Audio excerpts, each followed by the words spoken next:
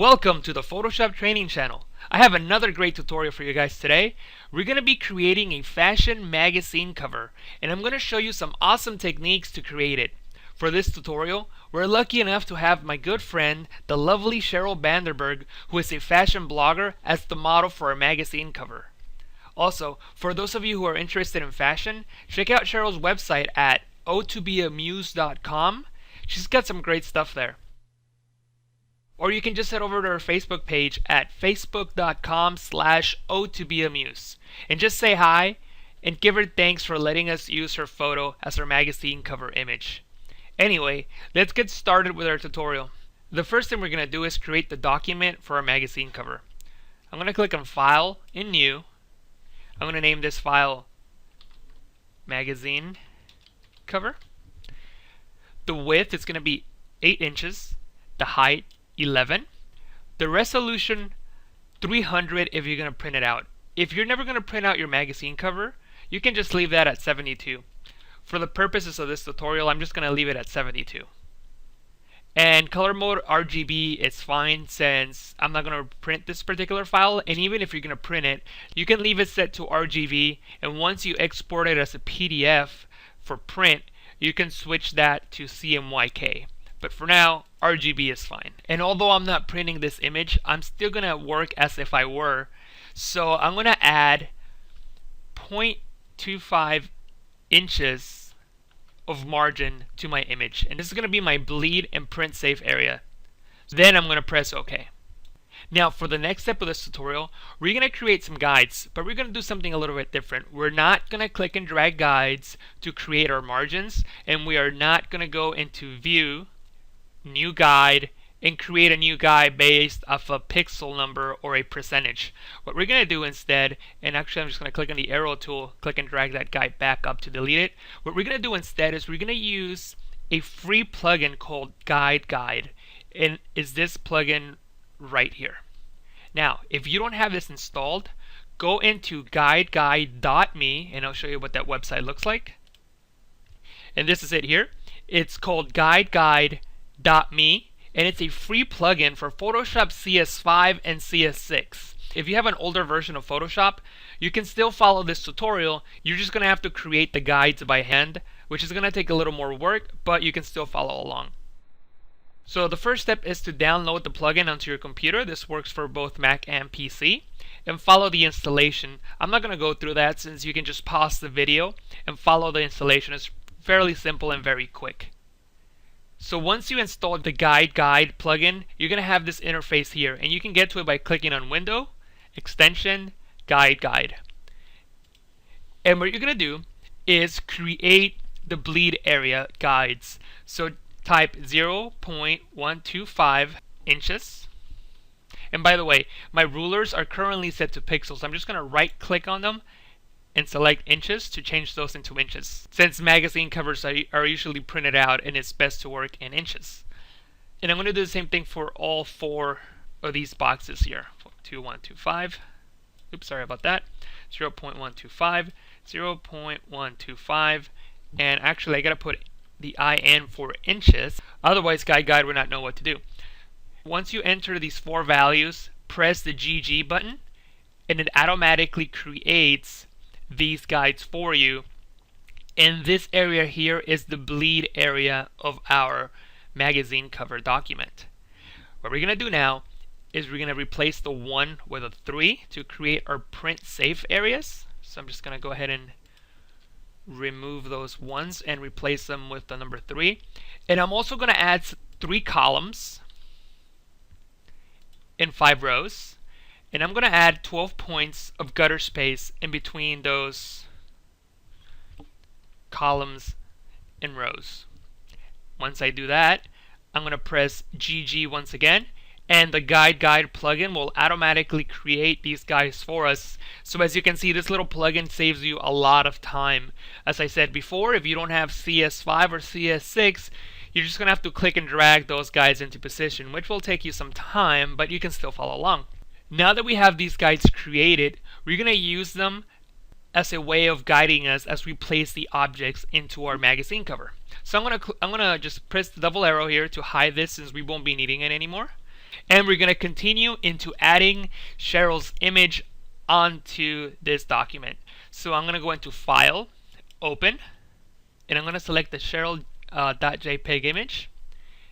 Then this is the image that Cheryl was kind enough to share with us. And I'm just going to click and drag the tab over to the side. I'm going to press V on my keyboard to select the Move tool. I'm going to click and drag that over onto our composition. And I'm just going to close it since we won't be needing it anymore.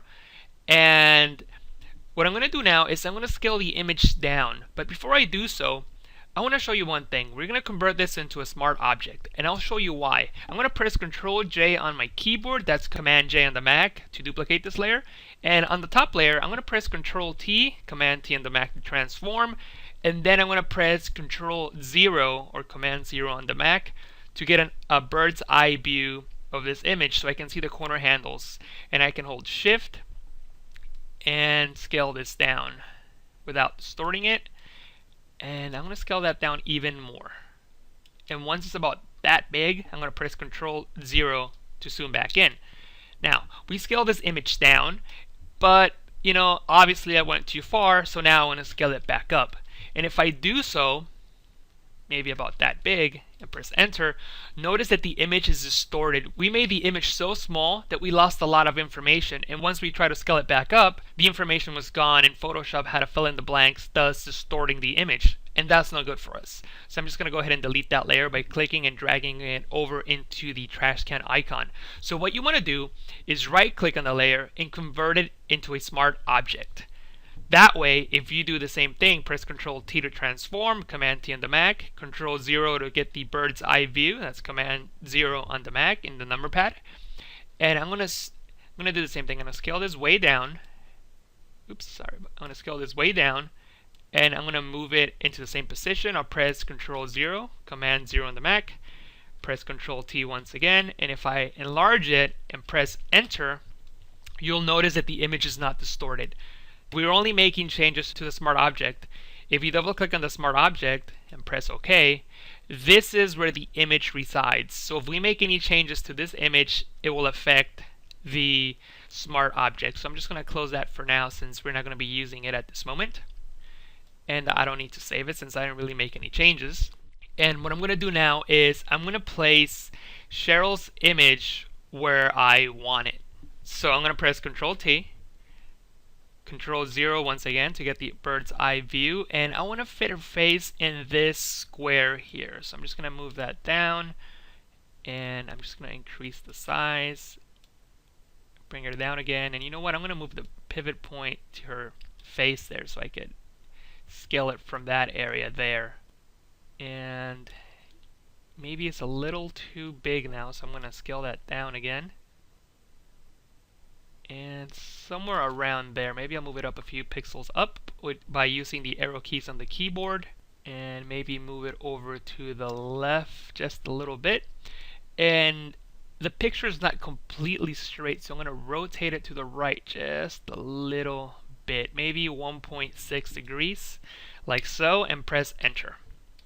And this is what we're going to use for our magazine cover. I'm going to zoom in by holding Alt or Option on the Mac and using the mouse wheel to scroll in.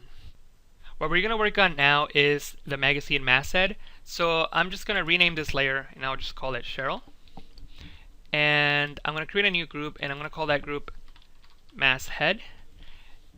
And I'm going to type the magazine name in this area here. So I'm going to get my type tool. And I'm going to type the word Muse. And I'm going to change the font family to Adobe Gothic STD. And once I have that, I'm going to just bring up the character panel. And I can either increase the size of the font here like so, or I could just press Control Enter, that's Command Enter on the Mac, press V on the keyboard to select the Move tool, and I can just press Control T to transform it with the transform handles, which is what I'll do instead, since it's a little bit easier. And I want to fit the title of my magazine in these three squares here on the top. And I'm going to squish that a little bit. Actually, I'll squish it just a bit more. so. And do you see how the snap is turned on? I can just hold Control or Command on the Mac and click that up and it won't snap anymore. I can distort it to the sides, so be careful. Just make sure you don't distort it too much to the sides or you'll get something that's slanted, and that's not what you want to do. So just be sure that you don't do that, and move that over to the side just a little bit as well. And that's fine there. Now for the color of the title, I'm going to select a color of the jacket here. Maybe the red here. This is a nice red, so I'll just click here and that'll turn red because I want to use some of the colors that are already on the actual image so it complements it better. I'll press OK. I'm going to zoom in just a little bit by holding Alt and using the mouse wheel to zoom in. And right below here, I'm just going to type the date. I'm going to type February 2013, and I'm pressing Control A to select all of those characters and just type the word Arial, since I want this in Arial, and just scroll to make it smaller. And I'm going to select a white for its color. I'm going to select the arrow tool, and I'm just going to make it as big as that E. I press Control T, Command T on the Mac to transform, and I'm just going to bring that down so it's about the same size, and I'm just going to place it right below the gutter space in this square here. And by the way, you don't need to use these squares and make sure that things align perfectly. I just like doing so. You can have things in between the squares if you want to, of course, but for some things I do want to follow them, and for others I won't, as you'll see. Okay, so this is our masthead. What we're going to do now is we're going to open up a text file that we have with all our blurbs that are going to appear all throughout the magazine cover. So let me open that up. And these are the blurbs here. I'm just going to copy the first one, and I'm going to press Control C to copy that, and click on the type tool, and I'm going to just type inside this square, and I'm going to press Control V to paste that. I'm going to use the move tool to move that around. And you know what? I'm going to delete the number 4 since I'll be using a different font for that. So I'm just going to delete that, and I'm going to select the text here, and I'm going to choose a font called Callisto MT. And what I'm going to do now is create line breaks for this. So I'm going to create a line break here and one before the word style, like so. And I'm going to highlight the text, click on the paragraph tab, and make sure it's all aligned to the left. I'm going to select my move tool, and I'm going to move that all the way, well, not all the way to the left, actually closer to this line. And right in this space here, I'm going to use the number 4. So I'm going to click on my type tool again, click once, select the number 4, and this time I'm going to use a font called Script MT. Script MT bold, actually. And I'm going to click on the color and select the same color as the name of the magazine and press OK. And I'm going to make that much bigger, so I'm going to select the move tool, press Control T, hold Shift, and increase the size of that number 4. I actually distorted it by accident there, so I'm going to press Control Z to undo. That's Command Z on the Mac, by the way. And I'm going to make the 4 just as big as these 3 lines here. And then I'm going to move it to the right just a little bit, maybe just a little bit more. And that's our first blurb. I'm going to select both of these by holding Shift and pressing Control G, Command G on the Mac. And I'm just going to call this Seasons, just one word, so it reminds me what's inside that group. And I'm going to press Control H, that's Command H on the Mac, to hide the guide so we can see what we've got so far. And actually, I think we're missing one thing. I'm going to select the 3 lines and bold those guys, just so they stand out just a bit more. And I selected the move tool, and I'm going to use the arrow tools to move them to the left just a little bit more, because they were going into her hair a little bit. It's not a big deal if it does. I just didn't want it to go over her image in this particular instance. I'm going to press Control H once again to bring back the guides. And I'm just going to duplicate these, and I'm going to start using the same style for these blurbs here. So I'm going to press Control J, Command J on the Mac to duplicate. And by the way, this only works on Photoshop CS6. If you have an older version, just click and drag that into the new layer icon to duplicate that group. So for the first copy, I'm just going to move that to the right here. And then this copy, I'm going to move here. And I need one more, so I'm going to press Control J to duplicate. And I'm going to put that here. For these two here, I'm going to select the type tool and select all the text, go to paragraph, and align that to the right, and it's going to push it to the left. So use the move tool to bring that back over onto the line. And as you can see, there's some space here right there. Oops, sorry about that. Right here. You can just highlight it and delete it so the text moves closer to the line and it's all aligned nicely. I'm going to press Control H to hide that. So this is what it looks like now, and this is what it looked like before. As you can see, it looks a little bit nicer. So what I'm going to do now is I'm going to pause the video and I'm just going to repeat this process 3 times, since you don't really need to see me do the same thing over and over again, and I'll get back to you in just one moment. Okay guys, I'm back. So as you can see, I just took these 3 blurbs and added them to the magazine, so I'm sure you can handle that on your own. This blurb did not have a number, so I just typed the word Cheryl, and I used the same script MT bold, and this 20 here is the same font and font size as that 4 there, and all I did was just change the blurb, of course. And as I said before, I stayed within the square in this blurb, but on pretty much all the others I went over the line, so which is okay.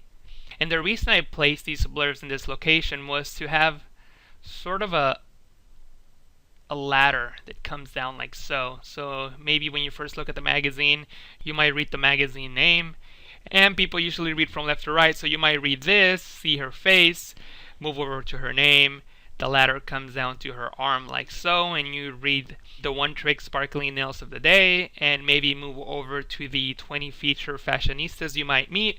And then what we're going to do now is include the main headline or title below here.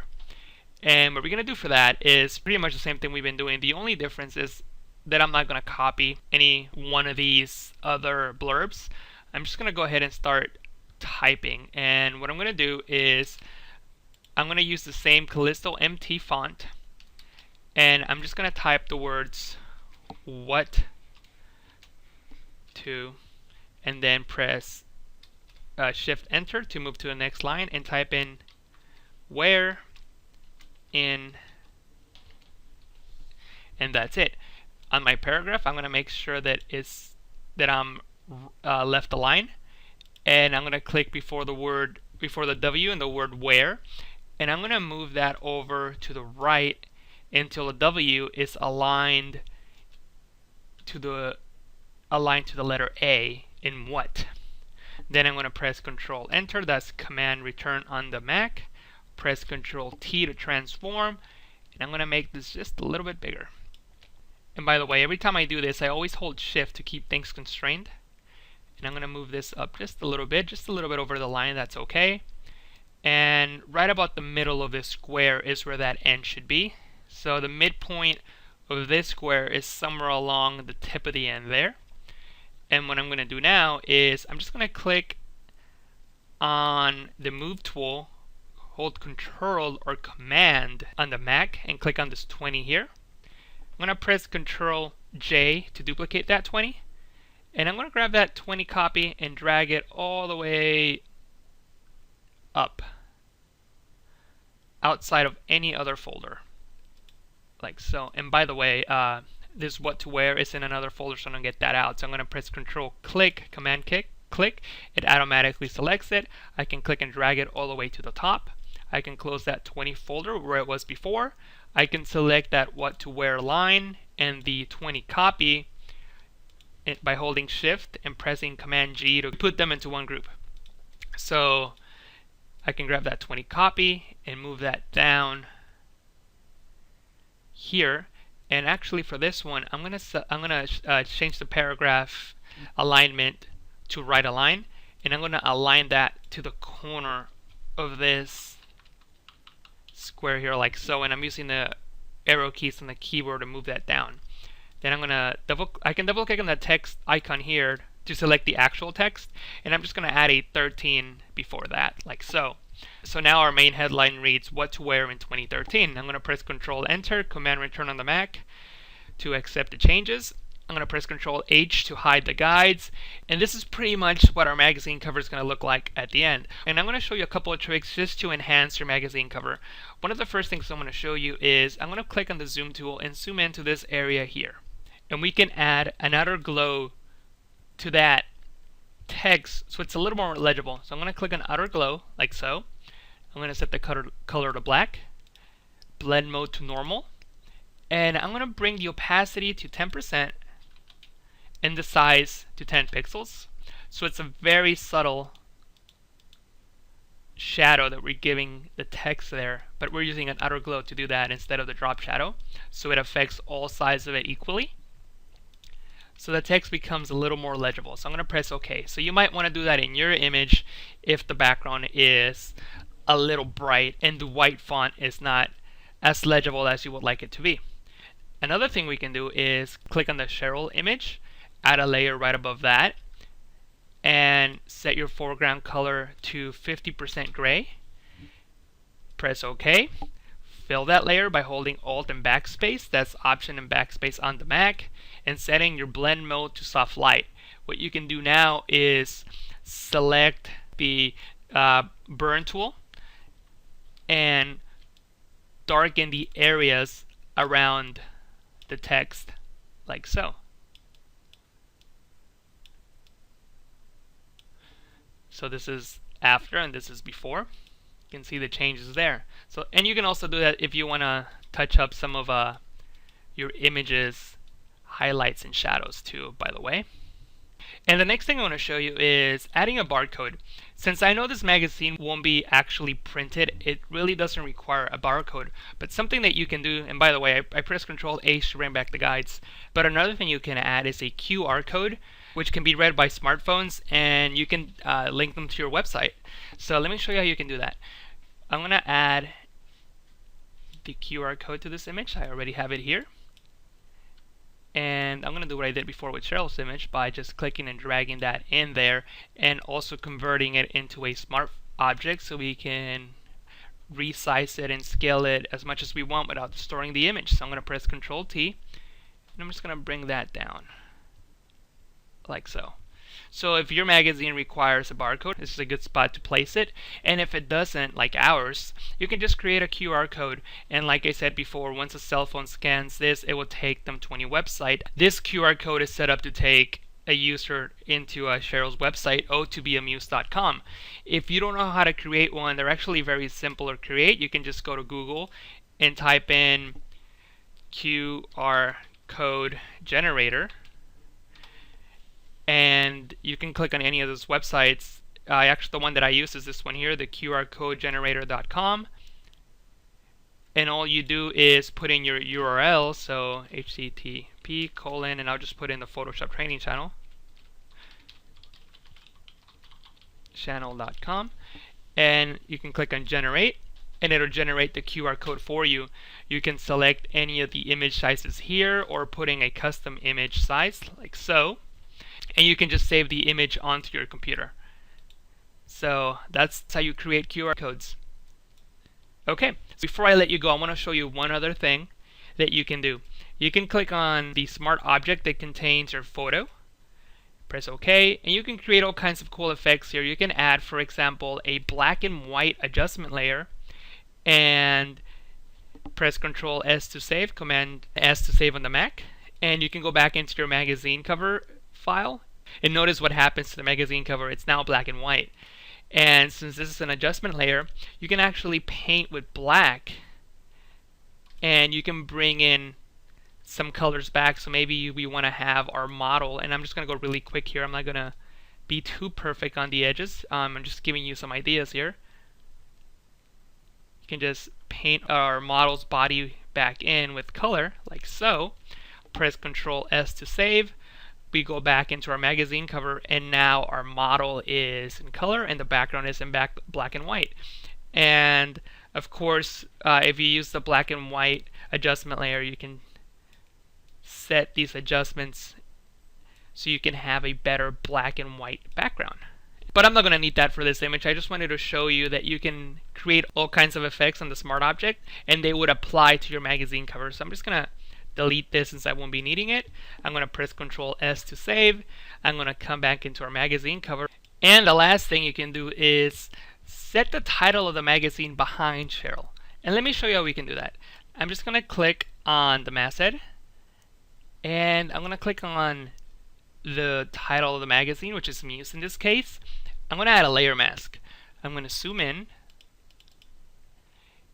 and I'm going to select my brush tool. I'm going to bring the size of this soft brush to about 36 or so. So actually maybe even smaller than that, maybe like 20. And make sure my foreground is set to black. And I'm just going to hide part of this title like so. Then I'm going to change it back to white. And I'm going to decrease the size of my brush by using the bracket keys, and I'm going to bring back the letters that are close to the edge, like so.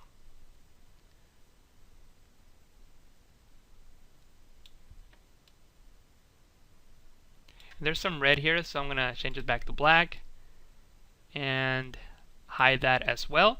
I'm going to zoom out, and now the title is behind Cheryl's head, which is where I think I'll leave it. And that's it for this tutorial, guys. I hope that you enjoyed it and that you learned something from it. As always, feel free to share this with your friends on Facebook, Twitter, Google+, Pinterest, or whatever you like to share your stuff. If you have any questions or comments, leave them down below or head over to my Facebook page at facebook.com/Photoshop Training Channel. And don't forget to subscribe to my newsletter. Just head over to my page, enter your email in the sidebar, and you will have access to my subscriber-only tutorials. And if you followed this tutorial along and you created something, feel free to share it with me on my website or on my Facebook page. And don't forget to check out Cheryl's website at ohtobeamuse.com if you're into fashion. Once again, thank you for watching, and I'll talk to you guys next time.